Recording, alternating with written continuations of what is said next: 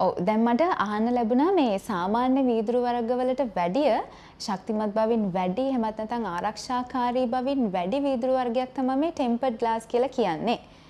එතකොට මට දැනගන්න පුළුවන්ද මේ ඇත්තටම සරලව මොකද්ද මේ ටෙම්පර්ඩ් ග්ලාස් කියලා කියන්නේ?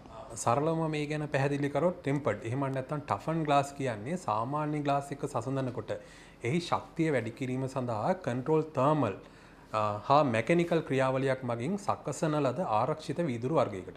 දැන් එතකොට මේ අපි භාවිතා කරන ෆෝන් වලට දාන්නෙත් ඔයාලා හදන මේ ටෙම්පර්ඩ් ග්ලාස් එකද? ඇත්තෙන්ම නැහැ. අපේ ෆැක්ටරියේ ග්ලාස් හදන්නේ ඉන්ඩස්ට්‍රියල් පර්පස් එකට අවශ්‍ය වීදුරු පමණයි. ඔව් දැන් මේ වගේ ශක්තිමත් බවින් වැඩි වීදුරු වර්ගයක් හදන්න සුවිශේෂ වූ ප්‍රොසෙස් එකක් ඇති. අපි කියමු කොහොමද මේ ටෙම්පර්ඩ් ග්ලාස් හැදෙන්නේ? ඔව් ශනිලි. එතකොට මේකෙදි වෙන්නේ මේ ප්‍රධාන වශයෙන් ක්‍රියාවලිය මේ ග්ලාස් එක ඉතා ඉහළ උෂ්ණත්වයකට රත් කරලා කඩිනමින් සිසිලෙනට පත් කරනවා.